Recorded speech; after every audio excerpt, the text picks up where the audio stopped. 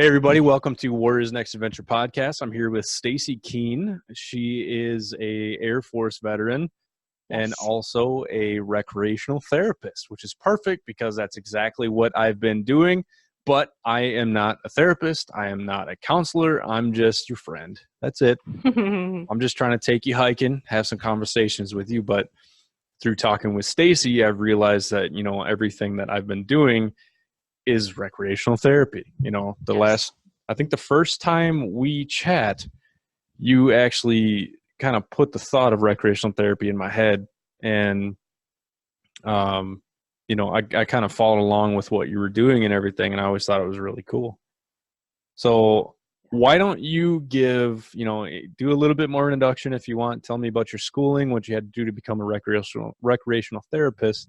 And I'd actually like to hear your definition of recreational therapy. Okay, so I was an Air Force medic. I was stationed with the Army for many years as a instructor for trauma medicine, combat trauma medicine. And, after seeing 2003 on, I realized that we were doing just fine in trauma medicine and we were doing nothing for psychological medicine. Seeing my friends go and come back and having all kinds of problems. Their legs are now replaced, but everything else needs help, and sitting on a couch is not handling it. And so I went to school. Obviously, we all have our GI Bill, so I get out. I got my psychology degree undergrad, and then I went to a master's program for recreational therapy because I've noticed that the best outcomes for our guys is in recreation. And so, Hell yeah. doing those things helps tremendously more than anything else. And the data's not backing it yet. They're working on it right now. There's a thing called a PTSD consortium that's actually here in San Antonio, and they're working on strictly combat related PTSD, and recreational therapy just started getting research last year. And so we're hoping that good outcomes will come from that. But we know, personally, that good outcomes are already coming, Oh, with our friends and ourselves. So yeah, absolutely. I mean, from my experiences alone, like I started training jujitsu initially as my recreational therapy, but I didn't yes, know that that's what I was doing. To me, I was just choking fools out and getting choked out, but what really, that's a big part of recreational therapy. And yes, it's something I try to push on veterans all the time. And I couldn't remember what city you're in, but since you're in San Antonio, I'm actually going to be down there at a gym. I haven't really announced this yet, so this is kind of like the unofficial announcement. I'm going to be doing some traveling around the country, right. doing some jiu-jitsu with a bunch of veterans. So I'm not really going to say too much more, but I will be in San Antonio. So you should actually come in and roll a little bit. I got an extra gi. Cool. Throw it on. Okay. Have you ever tried jiu-jitsu? No. Oh, man, especially if you're a recreational therapist, you should at least try it for like a month. And Okay. one thing I'm trying to do actually is get veterans to start training. So what I want to do is I want to work with a company called We Defy. And they're a Okay. company that actually pays for combat veterans who are 80% or more disabled. And they'll actually pay for a Nice. full 6 months of jujitsu for them. Wow, that's amazing. So I'll make a That's deal with good. you. If you join me and you come to the seminar, I'm not really doing a seminar down there, but I'm trying to get like a roll going. If you come with me and it's not too far from your place, I'll pay for your first month of jiu-jitsu if you go the whole month. Okay. Sounds like a plan. Yeah, there we go. It's kind of what I want to do because, not everybody likes hiking. Not everybody Right. likes rock climbing. Not everybody likes canoeing or fishing. Some people like Right. jiu-jitsu, but You want the adrenaline. It's the adrenaline rush. exactly. It's just Yes. sometimes jiu-jitsu is just that's their way. Jiu-jitsu for a long time was my therapy. Yes. Last year I had my brain injury, so I've taken a little time off, but I cannot wait to get back into it because it's such a great sport, and I got my brain injury in MMA, not jiu-jitsu, so just so I don't people know the difference, honestly. uh, Sorry. so jiu-jitsu it's ground fighting. So there's no punching, no kicking, no elbows, no striking at all. Oh, It's okay. all about subduing your opponent without injuring them. Okay. Of That's course, good. you're hyperextending joints and ligaments, and if you don't just tap, you might snap an arm or a leg or whatever. But That that's the sounds beauty. exciting. Yeah, that's the beauty of tapping. If you tap, you're fine. So there is a definition of recreation therapy. There's actually Okay. many definitions. In the master's program, you go through about 20 books. They all have their own definition of rec therapy. Mm, In my definitional, it's the fun versus the challenge. And so if someone can have fun and have enough challenge that meets their skill level or goes slightly beyond, that to me is the ultimate recreation therapy. And so if you're doing something too easy, it's not going to work. If you're doing something too hard, it's not going to work. okay. And so they have a thing called flow where the challenge and fun meets your skill level and goes slightly beyond. And that's where rec therapy, in my opinion, is at. You're doing something slightly harder than you're comfortable with, but not so hard that you give up. And I so like that. that's where it's at. Yeah. I like that definition, and that's fact too, you know. But a lot of the things that I'm doing, I'm kind of taking it making it a little bit more aggressive, you know. Yes. I'm doing some lighter hikes, but I'm also doing some hard ones. Like um, everybody knows um, Bobby Bray, from the old Linda G group. Shout out to Linda G. Um, but he came to the Mount Marcy hike, Oh, and cool. that was 17 miles. Like there was no switchbacks, so you're going straight down. So you're pounding on your knees, and you know, by the end of that, every single one of us just wanted to go home and go to bed. But you didn't give up though, which means you were physically apt to do it. I mean, Exactly. even though you didn't break, I mean, maybe you broke a little bit, but, Yeah, I mean, we you had some know, blisters and yeah, light stuff. There was a few people that ended up, not making it all the way up, but they made it pretty far. it's Um, cool. but Bob said, he's like, I haven't done something like that in a long time. He's actually, I'm recent in a few days, I'm releasing my first annual gala. I'm doing a black tie event, Oh, and cool. yeah, I'm excited. It's going to be on New Year's Eve, and Oh, cool. so it's going to be $100. People come in at 6 o'clock. Um, we're gonna have a silent auction, like right as you walk in. So all the material or all the merch is going to be up front. So you can place Nice. your bids throughout the night. You can come in and out. I'm actually putting a bar right next to it, which is, got to get people next to it. People Do waiting you have in line to get their sponsors and alcohol. everything already? Not yet. Okay, that's the I most important part, sponsors. I've been to one of these and it's fallen apart because they didn't have enough sponsors. in what sense? Funding wise, or Yeah, they put all the money into it and then they didn't make any money out of it because they didn't have sponsors. They had everything you had. They had the Black Tie Affair, they had the silent auction, and because they didn't have sponsors, they didn't make any money off of it. So just keep that in mind. okay? Yeah, I haven't released the event yet, so Okay. I should start going for sponsors first before I let that go. Yes. So hold on. Holding. Brain damage. So I got to write that down. Sponsors. This is my board of memories because Oh, good. brain damage can be fun. So that's the gala planning event right there. That's So awesome. yeah, it's every time I think of something or somebody makes a suggestion, I got to write it down on my board. So that's why I put a post out the other day saying I needed another board. Uh, but anyway, That's so a the good whole plan. point of this gala is if I can fit 500 people in this room. I got a great deal on the room. Good. Jimmy's Event Center gave me 50% off. So thank you, Jimmy's. Um, Nice. so it's because I was a veteran nonprofit and because I went in and told my story of why I'm doing what I'm doing. So I schmoozed them a little bit to let them know, like, look, this is very important to me, and this is very Nice. important to other veterans. Um, but I have the opportunity to. I'm going to attempt to raise $50,000 because if I can get Nice. $50,000, I have 13 events planned. Um, Wow. I haven't told a lot of people about a lot of them because they're time sensitive, Right. and some of them are not until the end of the summer for next year. So I'm planning way far ahead. Yeah. Um, Get sponsored. yeah, Pre-sponsoring is going to make or break your event. Get sponsors beforehand. okay, Yeah. that'll be my next step tomorrow. Good. Good um, planning. okay, so what is your favorite form of recreational therapy? So my go-to is hiking because it's something I can do. I know that it's just as simple as walking. And right now, the clientele I have are all very unfit, non-military, um, intellectually disabled adults. And none of them have really done anything except maybe with Special Olympics in school. And now they're all my age, they're in their 30s, and don't really get out and exercise. And I think walking is easy.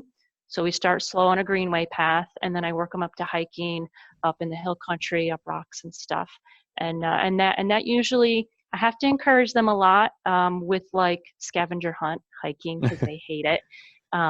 But that works for me the best so far. Now I've only been doing this since February, so I just graduated and I started at the beginning of the year. So I don't have a lot of experience in it yet. Have you heard of geocaching? Yes, and most of them are not. I don't want to say not smart enough, but aren't that, I guess. It's just a little too advanced for them. Yes, it's Okay. yeah, they can't multitask quite that much. Now, eventually I can introduce them to it, but since they're all new to me, I want to start them off walking and then the hike and then the scavenger hunt, and then maybe once they've mastered that and they get bored with it, then we'll run into geocaching because I have that phone app. So, yeah. do you have a focus in special education, or what is it? Is that just the job that you landed, or It's the and I hate to say it this way, it's the easiest, most money making because Medicaid and Medicare are very pro rec therapy, whereas private insurances are not.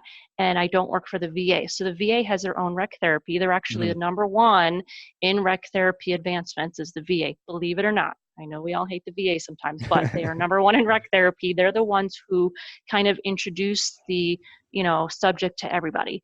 Okay. And so the VA has their own office of rec therapists. And so I do community rec therapy, which is mainly Medicaid or Medicare recipients, which means anyone from intellectually disabled to physically disabled, but I'm not a sports person. So the physically disabled, we would reteach them how to play basketball after they lost their leg. Well, I'm not a basketball coach, so I'm not good at that.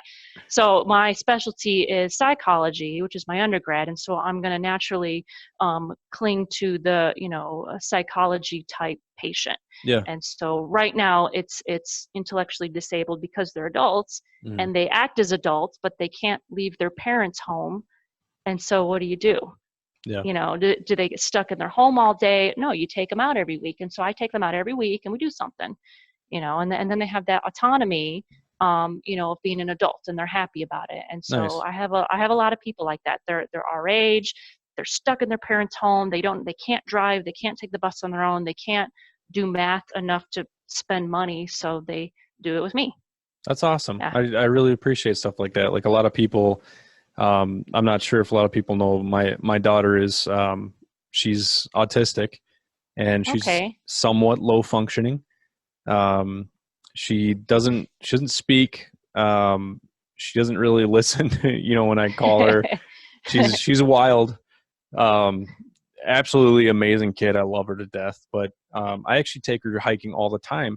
And I believe not too long ago, you mentioned something about that with kids with autism and using recreational therapy. And after you told me that, I had taken her hiking a few times, but after you told me that, I'm like, you know what? I really need to push this on her and get her better at that. And I made a short little video of one of our hikes to a waterfall, and it's kind of my way of practicing video, but also like I loved watching my daughter just walk through the trail. And I saw the video. I didn't realize she had autism. Like she's just happy girl playing around. Yeah, it's my youngest. So my oldest is she's just nuts. That kid's a monster. No, she's an absolute angel. She helps out with her little sister a lot. Cool. But yeah, like you saw how she was walking through the woods, like, walking down the trail. She was happy. She was having fun. Yes. The problem is leaving. When it's time to go, it's just belt out, death curdling scream. So let me give you some advice about parenting, because I have them now as adults, right? I have all these clients as adults now. If you continue to parent just like you would any other child, they're going to turn out to be amazing adults. And I have a few clients that are nonverbal autism, blah, blah, blah, blah, blah. And I'm telling you, like my one girl, my Wednesday girl, she's hilarious. She doesn't speak. So the other day we're in the car and she's giving me this look like she's scared to death. And that scares me because when you have a person with autism who looks scared, they have to go to the bathroom and can't tell you. They're about to freak out about something. They're in pain. Something's wrong. So I'm asking Yeah. her, what's wrong? Do you have to use the bathroom? And she's like, no, like she got it out. And I'm like, what is it? And so then I realized she's looking at my radio. I'm like, do you hate my music? And she started laughing. I'm like, oh, this girl, she just totally dissed me. And so the point is that she had a really great, normal, very, disciplined plus loving parent. And so as an adult, even though she's got autism, she's very normal, That's you good. know. Yeah. And so just keep on keeping on, and she'll turn out just as normal as can be, with her obvious disabilities, as in Hmm. can't speak and all that. So yeah, Yeah, all my kids turn out like, some of them you don't even know they have autism. You're like, that's you have great. what? What's wrong? Yeah, because they just had really great parenting. Yeah. So I'm doing my best. I try to, I give her chores. I don't really give her any leeway just because she's autistic. So like, good. I'm not going to let her eat candy all day. I have a booster seat for her with a buckle. So she always wants to eat crackers, or she always wants to eat candy. She never wants to eat actual food. So I'll make her dinner and I'll sit her down, and sometimes she'll push her plate away. But I literally have to take something and I have to make sure it touches her tongue so she can taste it. So Nice. it I feel bad Good. because sometimes I literally have to hold her and like get it in her mouth. She'll taste it, Yeah. and next thing you know, she eats the whole bowl. See, So you're doing the right thing. it's just It's hard yeah. because I kind of have to like physically force it, and I feel bad, but I It is. They're 10 times more energy than the average child. oh my But if god, you can this do girl. it, I'm telling you, if you can do it, they're going to be really great adults, I and you're going sleep to be really very well proud. at night and when I have my kids. That's They good. wear me out. That's good. So what made you choose recreational therapy? So I have a story, and this is kind of cool. So back in the day when I first got out of the military, I opened up and this is kind of a silly story. I opened up a tow truck company just because it's better than ambulance, and I'm a paramedic by trade. So towing vehicles is easier than towing people. So I opened up a tow truck company, and I found out that there was a Purple Heart hunt that needed sponsors in Eden, Texas. And so as my own company, I needed tax deductions, all about tax deductions. And so I sponsored the Purple Heart hunt. Year two, I was out there year one, which was just whatever. Year two, I went out there, and there was an Army medic there, Hmm. and he had brain injury and all kinds of problems. And but we got along. So he had a trouble speaking, trouble walking. Everyone treated him like an old man cripple, and he was my age, and he just couldn't speak well, and he walked with a cane. It wasn't a big deal. I didn't think so anyway. Yeah. But anyway, we were talking, we were blabbing, we were just having a good old time. And he had an issue with holding the AR, because the last memory he had when he was deployed was shooting a 13-year-old, because his partner, who was a sniper, couldn't make the shot. So Hmm. he did it, and that was his last memory, and so he didn't want to hold a gun anymore. He didn't want to kill anything. That was his thing. He's like, I don't want to do it. All right, fine, whatever. So I told the guide about it. I go, he doesn't want to carry his own gun. He doesn't want to shoot anything. And the guide called the owner, Mr. Burns, and said, hey, so and so doesn't want to hunt. He's scared, blah, blah, blah. And the owner said, you know what? Instead of letting him shoot an 8-point deer, let's give him the 10-point one. I don't want him anyway. He's old. Let's just get rid of him. And so the guide took him out the next morning. The guide carried his own AR and showed the medic. He goes, hey, man, you want this deer? And the 10-point walked out. And if you've never hunted in Texas, you sit in a tent and you wait for the deer to come out to the feeder. It's Hmm. very unethical in my opinion, but whatever. That's how they hunt down Yeah, here. we can't bait here in Minnesota. Yeah, it totally bait. And so the 10-point comes out as he does. And as soon as the guy saw the 10-point, his eyes got real big and he got very excited. And the guide handed over his gun, and he shot him. And he was happy as a clam. And he shot That's 3 cool. more deer that hunt.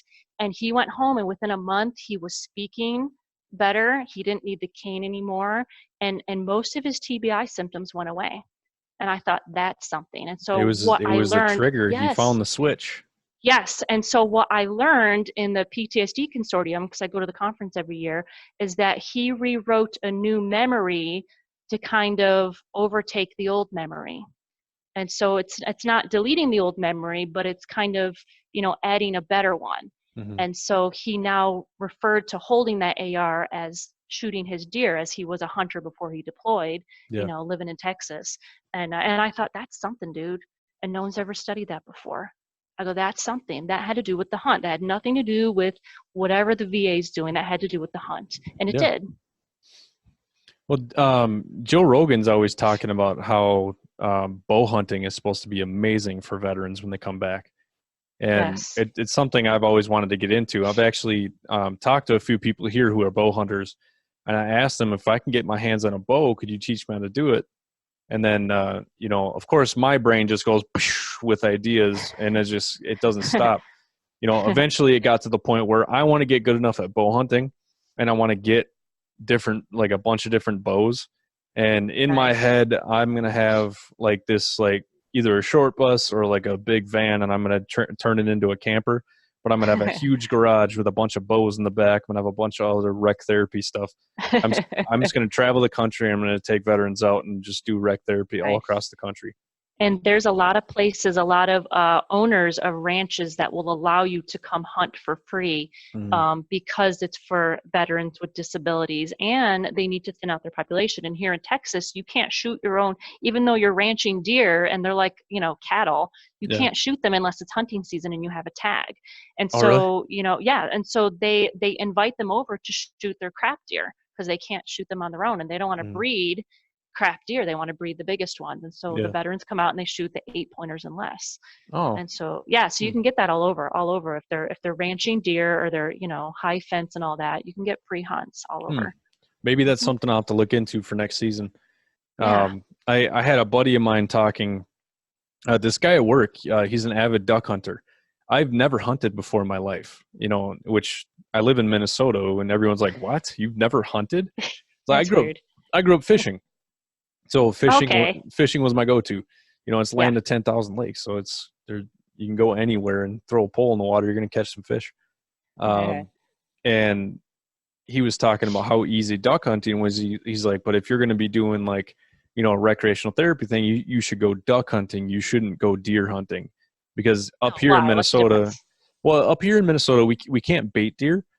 So you have to walk out into a field. You have to climb up into a deer stand. You literally have to sit there for hours and hours. There's people that have been hunting for 3-4 years and never shot a deer because they smell your scents and everything like that. You got to get the scent stuff. Come on, I hunted in New York. I shot deer in New York. Yeah, they're smart here. But so you have to sit by yourself and you can't talk. You start talking and conversing, they run away. He's like, but bird hunting, the whole point is to stir them up. So he's like, you can sit there and have a conversation. You can walk right next to each other as long as you don't shoot each other in the fucking face. Nice. So I was like, that's a great idea, but it was like a week before bird season. I'm like, I can't put that together. Yeah, so I'm thinking next year we might do that. That sounds, fly fishing has been proven down here in San Marcos, and Texas State. Fly fishing has been proven to help veterans also. So if you're a fisherman, fly fishing is the thing. You can do that too. That group called the Looney Bin. Yes. Yeah, one of the million Facebook groups.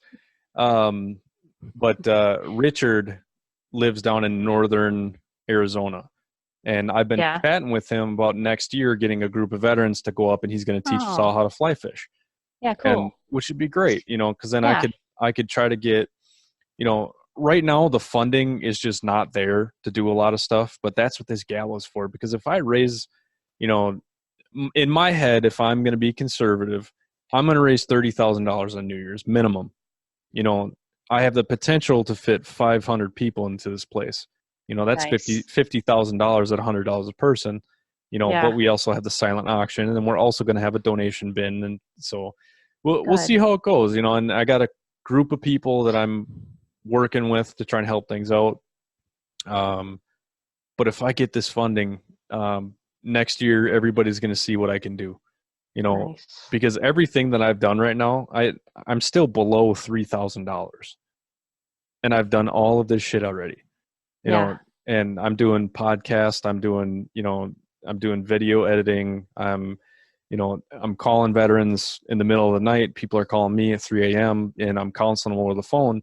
I shouldn't say counseling them, but I tell people, if you're ever in that mood where you're feeling suicidal or you're extremely depressed, call me.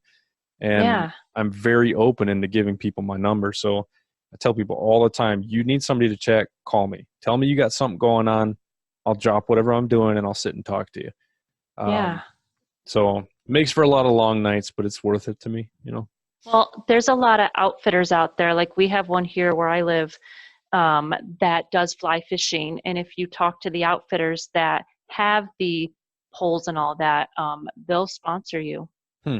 I mean, Okay. they'll say, "Hey, bring a group out," because for them, sometimes it's a tax deduction Yeah. because they're helping a nonprofit. And so I'm telling you, you start going to canoe outfitters, backpacking outfitters, Mhm. even REI. REI does a lot of nonprofit stuff too, Yeah. and I they host actually, their own. I, hold on. This meeting no longer has a time limit. No, I think we're good. Okay. Yeah, no, I chat with the lady who does the PR for REI, but they're done for the Yeah. year. So Oh, okay. January 1st, they have like a whole write-in thing. So Yes. I'm not very good at like writing, like those blogs that I put up. Like literally, I had like 7 people edit them before I put them up, and there's still spelling errors. But I'm not good. I don't know how to write grants. That's something that I'm working on. But Oh, yeah. There's REI. grant classes and there's YouTube videos on how to write grants. Oh, yeah, I don't know why I haven't. I'm scared YouTube. of it. I don't want to write stuff, so it's like that's like the next step. So I've That's how done you get every. your funding. Yeah, I got to get there, but everything for this nonprofit I've done myself. Like I've had a lot of suggestions, a lot of ideas from other people, but all the Yeah, execution has just been just work, work, work. You know, it is. but Yeah. next year I really, I've kind of announced a few of the events. So we're going to climb Mount Elbert in Oh, cool. Colorado. So Cool. if I have the funding, I want to try to, I want to get the reason why I'm traveling all around the country is I want to make sure veterans all around the country can go to one of these events. So, Yeah. if I go to Colorado, there's so many veterans in the Denver area. We can all meet up at one spot and we can go climb this mountain. Yes. I'm working on this place. It's called the Abbey. Apparently, it's like an old nun's house or something like that. But Oh, no. they turned into like a bunkhouse. So there's 2 rooms that fit 6 people. So Cool. I'm trying to reserve that so we can have at least 12 people come stay with us, and then climb the mountain the next day because it's at That would be 10,000 feet. nice. Yeah. So that place is at 10,000 feet. So we only have to climb 4,000 because it's like Nice. 4,443 feet or something like that. I think that's Wow. it exactly. But so it's 14,000 feet. So it's going to take like, I think it's only 9 miles total. So it's like 4.5 Oh. round trip, but you got to climb it at like 6 a.m. because by about 1 or 2, it usually rains. So Oh, I didn't know that. yeah, so apparently That's every funny. single day at that time it rains in the Rocky Mountains. So we got that next year, and then I'm also looking at Mount Whitney. I haven't done a lot of research on Nice. that yet, but I'm getting there. And Try through hikes. I had a couple friends do through hikes. mhm, Through hikes are really nice. There's one here in Texas. There's a big one in New York. Obviously, the West Coast has a big through hike, so you can do that too. A lot of veterans love the through hikes because yeah, it's just like your ruck march. yeah, Your ruck march. We can all do that. We've all been trained in that. And another thing is which is fun is land nav. I know it sounds funny, yeah, but if you're going to be climbing and hiking, you add in land nav, and we've all been trained in it. They'll be like, "Oh, cool. Hey, that's cool. Hey, I can do yeah, this. Look at compass." yeah. One thing I'm actually looking at doing next year, I'm always looking for fundraising ideas, and so something that I Okay. came up with, I actually really wanted to get your suggestions on this. Um, but I was sitting here thinking one day, and it just boom popped in my head. I was like, "Oh my god, like children, like why didn't I think about this?" So I thought Mhm. about something called Little Warriors, and actually Yeah. getting kids, taking like 5 kids out in the woods with at least one chaperone, liability reasons, and Yes. taking them out and teaching them about hiking, like teaching them about the trail, how to pack a rucksack or a backpack, Yeah. important things to bring with you, like a whistle and all the basic stuff, Yeah, and then if you go through REI, and I only know this because I did this in my internship. okay, If you tell REI you want to do that for them, they will sponsor it really, because it brings the kids into their store and it gets and then they can advertise their product and then you take them from the store out hiking and REI will sponsor you. Hmm. That's a to fantastic do that. idea. Yep, with their product. And we did it with all women's through hikes. We did a couple classes, and my internship supervisor did a mountain biking class, and then she took everyone after the class mountain biking after she had the class in the store. That's an amazing idea. Yeah, yeah. REI is all about community events, but you got to get there. And if you have two REIs, like I have one in San Antonio and one in Austin. Hmm. If San Antonio's not playing nice, I go to Austin. Oh, I'll Yeah, just play the other store. we have two in the metro area, so that Nice. kind of works out. Yes. There's like the main Yes. store, which has a huge rock climbing wall, and like Oh, it's the cool. co-ops there are really nice. Um, Nice. yeah, that's a great. I wrote it down on Yeah. my board here, so I'm You gonna can try to do also that. get Boy Scouts of America to Hmm. help sponsor you if you want, Yeah. because they usually have all the liability directions, blah, blah, blah. And there's also a lot of churches that do church camps that do exactly that. Hmm. And so there's lots of people who have the directions and layout and liability how to do that already. You just have to Okay. borrow their information. Yeah, that's not a bad idea. But Yeah. uh but yeah, so like I want to teach kids about the woods. And one thing I make my kids do every time we go hiking, we bring a trash bag because people leave trash Yes. everywhere. It just drives me It's insane. a good scavenger hunt thing. Find Yeah, garbage, pick it let's up. fill your bags up. If you fill your bag up, I'll give you $1. Yep, You exactly. know? Exactly. But I want to use this Little Warriors as a fundraiser. So what I would Oh, do good is I would idea. take 5 kids, on like one weekend a month or something like that. Just one day, no camping or anything. That's just too much. Yeah. Just on a one day, we can take them on a few hours of a hike. And I'm looking in, I got to figure out how to get a van, like a 15 passenger van or something like that. So I can actually transport. Um, so that's something I'm working on, but we can have like a central location to meet up, like a church or something. Cause I actually Yeah. know a guy, at a church who most likely he'll let me use that as a staging area. Cool. Pick these kids up, set out the backpacks and everything. Be like, all right, this is your backpack. This is what you need to do. You need to look at this stuff. Make sure you have all your gear. I'm going to have a checklist in every backpack. Make it very militarized.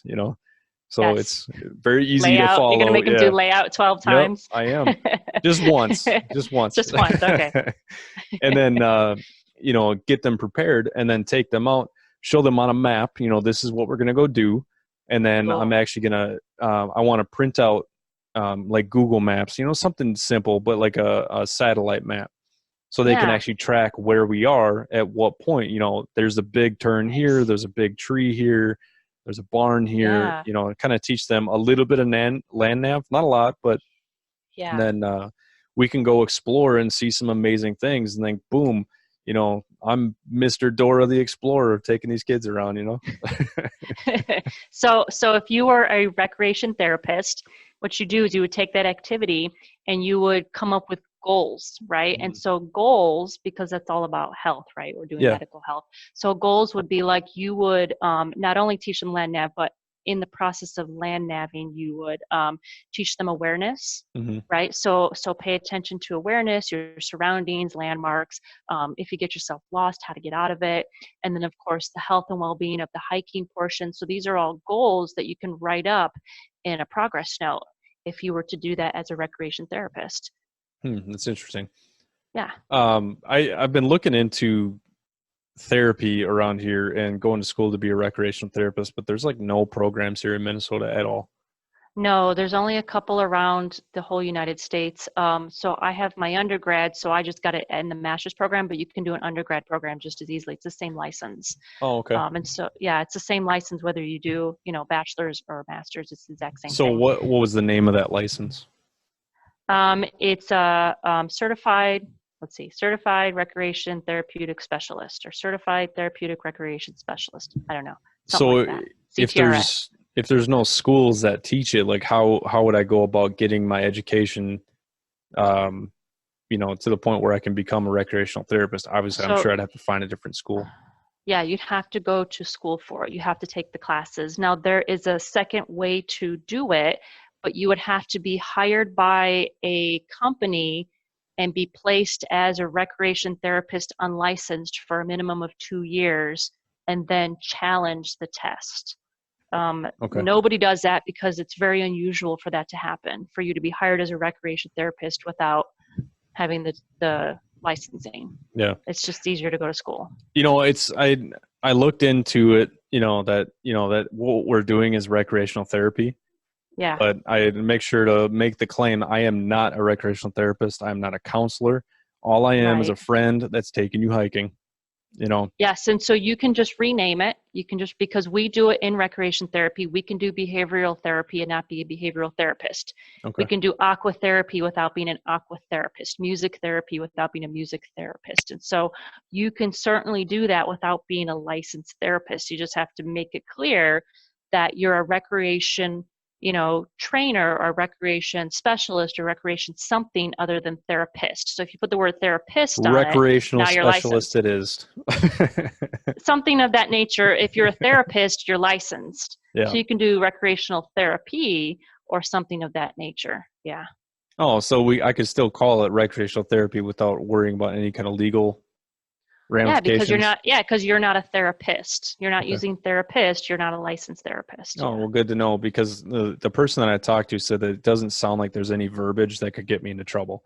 So No. I've done a lot of due diligence with this nonprofit because I do not want it to fail, Yeah. and I don't want to get in trouble or do anything wrong. So I'm trying to, cross my T's and dot my I's, make sure Well, I'm and doing this legit. you're not charging insurance companies. And so that's where the licensing comes into practice. If Yeah. you're going to go out and practice as a recreational therapist and then charge Medicaid and you're not licensed, they're going to come back and say, "Oh, insurance fraud, blah blah blah." Yeah. But Okay. you're not. You're nonprofit.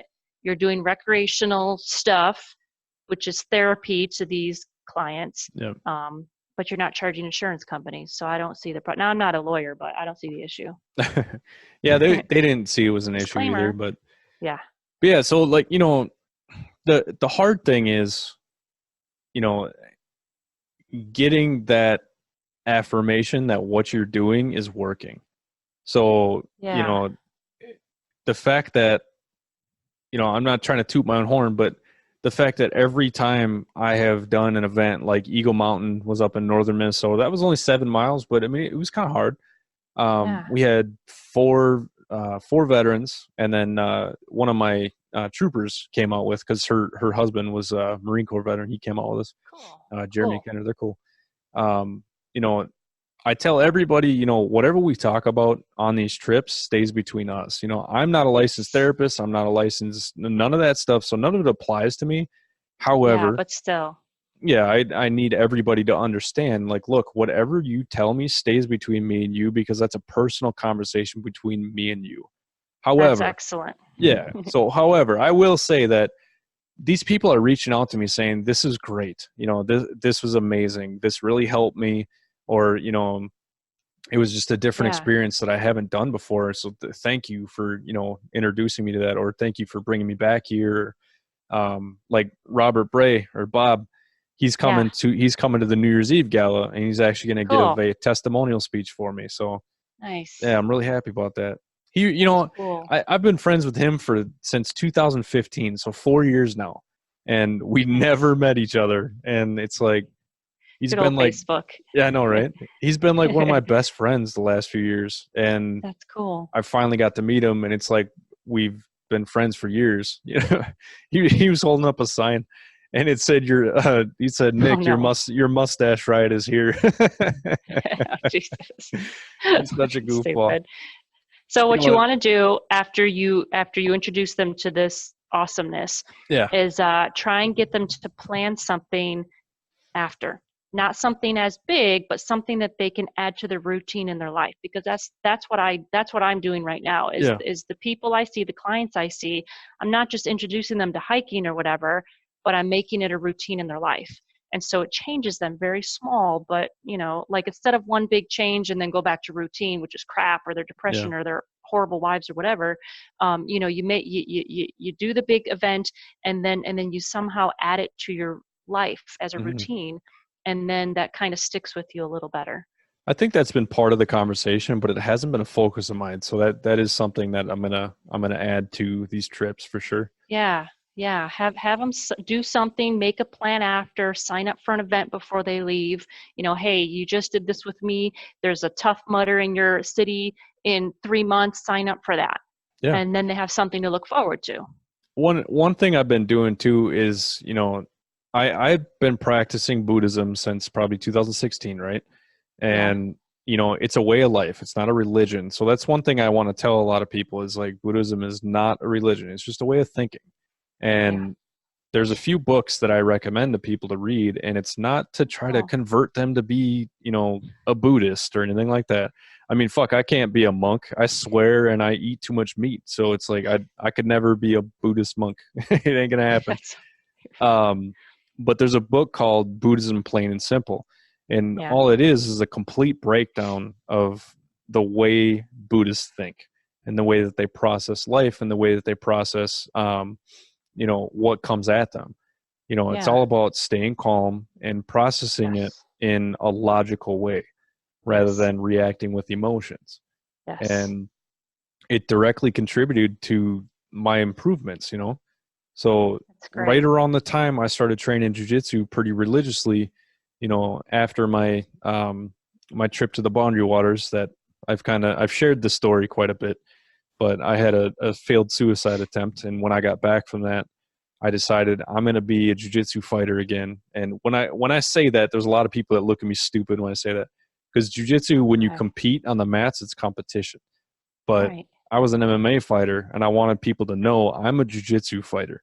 Like when I go out to fight you, yeah, I'm going to throw some punches at you, but I'm going to fucking struggle, snuggle you until you go to sleep. You know, so I wanted it to be known that jiu-jitsu is a wonderful way to win fights in mixed martial arts. So I Yeah. was like, I'm going to be a jiu-jitsu fighter. But then shortly after that, you get in that routine, eating healthy, you get in that routine of, sleeping better and just Yes. trying to overall improve your life. I had thought about Buddhism for a while, but this book, Buddhism Plain and Simple, I went to Barnes and Noble one day for some random reason, and I pulled this book out and I read it, and I've read it probably 12 times. And Nice. this book is just highlighted left and right with different phrases and different terms and different explanations that just directly relate to how I want to be. So I'm not a Buddhist, but I study Buddhism. So one of the rec therapy ways is mind, body, spirit. Hmm. Because when people and it all stemmed from nature recreation. When you go into nature and you're in the wild, what inspires you? Well, it's not mind and body, it's spirit, right? And Hmm. so what you're conveying is not religion, it's spiritualism, Yes. and not like ghost hunters, not like that. But like your relationship with God, or your relationship with earth, or your relationship with whatever beyond Yeah. us. When you're in nature, Something when you're in the more than wild. just a personal Exactly. relationship. Exactly. Yes. And so it's not religious, it's spiritualism. And so Exactly. Yeah. so that's kind of what you're pimping. And I'm totally for that. And all my clients, believe it or not, are very religious. I have a Mormon, Yeah. I have a Catholic person, I have someone who's what is she? Oh, Jehovah's Witness that has a no soliciting sign on their door, which is very funny. Um, but they're all different spiritualism. And so when we talk, it's funny. When we talk, I can then convey to them, hey, they have this humanistic existential problem, and it's like, well, have you gone back to your Bible or your church, or have you prayed, or whatever their thing is, and they do, and they come back, oh, I feel better. And so Yeah. there's always a spiritualistic side of stuff that we can't answer, and we all have the same problems that we can't answer. So what do you do Yeah. about it? You read your book, you go to nature, you pray, The one spiritualism. thing that I tell all the veterans that I talk to is, PTSD and the way that PTSD affects you, there is an underlying issue that you have not discovered. Yes. You need to discover what that is. And to discover that, you need to discover who you are as a person. Yes. So that's all what Buddhism is, and meditation. That's cool. So you don't have to practice anything to meditate. And Right. so one thing I've been trying to share is meditation with people. And one guy called me a veteran hippie, because like I like all the veteran shit, but I'm kind of a hippie because, I meditate and I'm out in nature all the time. But It's not a bad thing. It's no, not a I'm bad thing. I'm cool. You call me whatever you want. Whatever, I'll still kick your ass. Um, um, but I keep telling people, like, get yourself out in these positions. Like, there's a few places, like, I've taken a few people to this waterfall over in Stillwater, Minnesota, Yeah. and I actually have a rock there that's underneath the waterfall I call Meditation Rock. And Oh, so cool. you sit down on this rock, but you're in the waterfall, and the immense pressure of this water hitting your back, it's insane. And if you can get to the point where you can meditate with a raging waterfall hitting you in the back, you can meditate anywhere. That's So cool. one time in like November, in Minnesota, it gets cold here, but the water is hotter than the air temperature. Oh, So nice. I hiked out there and I took off all my clothes, and I sat down on the rock and I sat there and I meditated under a waterfall, and like I think it was like 22-degree weather or something like that. Sure. But the water was so warm, like the water was probably 40 degrees or something like that. But I just sat there, and that's when I kind of had a breakthrough. And Nice. I just, my mind, I was just completely just lost. I was nowhere, and it got to the point where when I finally came back, it's like, just like, I just took that first breath and like That's cool. everything washed away.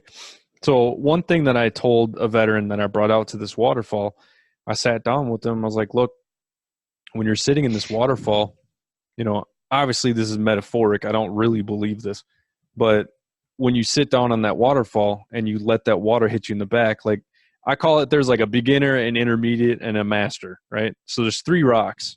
One of them has a little bit of water, one of them has a lot, one of them is like, holy shit, how the fuck can I sit here for more than 5 minutes? How So perfectly placed is that, by the way? I That's know what perfect. I moved a few of them a little bit. Oh, you move. Yeah. Okay, okay. They're The big divine rocks. intervention. These rocks are huge, but I lift weights a lot, so it's pretty easy for me to move them. Anyway. Yeah. So that was my douche moment for a second. So I set him down and I told him, look, dude, just close your eyes, get inside yourself. You need to be deep down within yourself to really figure out who you are and who you want to be. I was like, let this water, as a metaphor, when this water hits you, it's taken away all your anger, and it's taken away all your, your bad thoughts, and it's taken away everything that's just been frustrating you, and let it wash Nice. downstream. Nice. Don't let it inside you anymore. Let it wash away. And Yeah. so we chat for quite a while, and I kind of told him somewhere along the lines of, I want to do something like this. So this Warriors Next Adventure has been in my head for about 1.5 years now. Perfect. But that trip with him, that meant a lot to me, to see him. You could see a light bulb click in his head. And I still chat with him a lot, and I asked him recently, Good. how you doing? And he really seems like he's doing great. I'm not saying it's because of me, but he decided to change his situation. And Yeah, he's it's doing fucking intrinsic. It's wonderful. absolutely intrinsic. And Yeah. if you have a person who doesn't want it, you can push them all day long and they won't change until they have it intrinsically. Mm-hmm. And so you have Exactly. to realize that sometimes. Yeah. Yeah. So, we're getting, I can't see how long we've been going, but I'm pretty sure we're at like 45 minutes, close to an hour. So I heard something. There's this podcast called the MOC, right? It's a guy he's a Marine, and he had me on his podcast, and I really liked what he was doing, recommending a book. Is there any book that you would recommend to anybody who, has PTSD and is struggling, that maybe wants to look into recreational therapy, or any book that you would recommend? Not right now. I've read several books myself, and I'm frustrated with all of them, but I do. Hold on. Give me just a minute. Perfect. They just, these books, they just go on and on and on. It's like most of the authors are pretty self-absorbed, which pisses me off. It's like, it's not about you, fucker. But I did get this one. It's called Crossings. I bought Bring it a little closer real quick for the blind folk like me. It's backwards. Okay. It's not going to work out. It'll work out. I'll flop the video. Okay. So I got this at the PTSD Consortium last fall, which is coming up in October. You can go for free, by the way. It's here in San Antonio. So this is about a doctor. He got his MD later in life. So he was maybe in his late 30s when he got his doctor license. And then he joined the military. So he joined the military after, and he was almost 40 already. And so he joined the military and he immediately deployed and started dealing with everyone coming in, right? So everyone coming in, seeing him having all these problems. And I think he was an ER doctor, but he started getting secondary PTSD from it, from seeing everyone and hearing everyone's horror stories, which happens in the medical field. And, you know, a lot of infantrymen and everyone kind of throw it off, but some of us see fucking everything. You know, we see everything. I mean, you may see one little piece of horribleness and bullets are whizzing by you, but some of those doctors have seen every single person come in, get shot up. And it's horrifying, these doctors. So anyway, so this guy wrote a book. He had his own struggles with PTSD and he's cured. Yes, there is a cure for PTSD. I'm going to say that again. There is a cure for PTSD. Now, the horror that everyone is freaking out about, which he explains in the book, is people are afraid that they're going to lose the memories of the event when they cure their PTSD, and that's not the case. The case is you keep your memories, as horrible as they are, but the intrusion, the mood swings, the high energy, the epinephrine dumps all go away finally, and you get to sleep and you get to remember things in a better light. And he talks about that in his book. And so I do recommend this book. I haven't gotten through it all the way yet. It's hard for me to read because I was medical, and even though I wasn't there, I taught combat medicine for the last 15 years. And so, yeah, so it's very close. And so it's hard to get through. But I do recommend it. If anyone wants to read it, it's about secondary PTSD, how he got through it as his own doctor. Okay. And there is a cure. So that's awesome. I love it. And, yeah. you know, and I'm going to recommend Buddhism Plain and Simple. If you want to read it, I will buy it and send it to you. It's literally a breakdown exactly what Buddhism was, like how it came to be, and then how they lived their life, and then there's like the 8 steps and everything like that. So if you would like to, at any time, you just let me know and I'll buy it and I'll send it to you. Nice. So just let me know. That's for you, not everybody else. Y'all can buy your own book. Oh, that's for me. No, yeah. I have a Buddhism book. I totally read it. I'm good. I have one on my Kindle. No, I did, because I have a couple religious ones that my pastor at church has written about his own struggles, and he found he's a adventure therapist turned minister, and his name is Joel. What's his last name? I forget. I'll send you the link. I forget. Yeah, you can put it on your words. But he's gone through. He's found that healing comes through adversity. Yep. So when you have adversity on your adventures, you don't just have an adventure and it's all, you know, cool and dandy and now you're cured. It's about the adversity during your adventure that creates the healing. I absolutely love that. And that's exactly what happened on Mount Marcy. I guarantee you everybody had that experience because it sucked. But finally getting up to that mountain and seeing that beautiful landscape and, you know, just looking down and thinking when we got done, like, God, look what we just accomplished. Yeah, why the fuck did we just go do that? Because it's hard and there's adversity and there's conflict and there's anxiety and there's all these feelings that you don't want to feel because they're hard. But once you overcome them, now you can use that same, you know, pushing mentality in other parts of your life. Mm-hmm. You know, and that's another rec therapy goal, by the way. Yeah, that's amazing. Yeah. Well, look, we've been trying to set this up for a long time. I'm glad we finally did this, and I'm glad we did it in this format. Thank you for being patient with me, trying to get this whole thing set up. But I think I finally figured out how to do a proper podcast. So it's not, you know, bad. So thank you for helping me set that up. But I really appreciate what you're doing, you know, especially working with people with mental disabilities, you know, being that my daughter is autistic. That means a lot to me. So I appreciate that.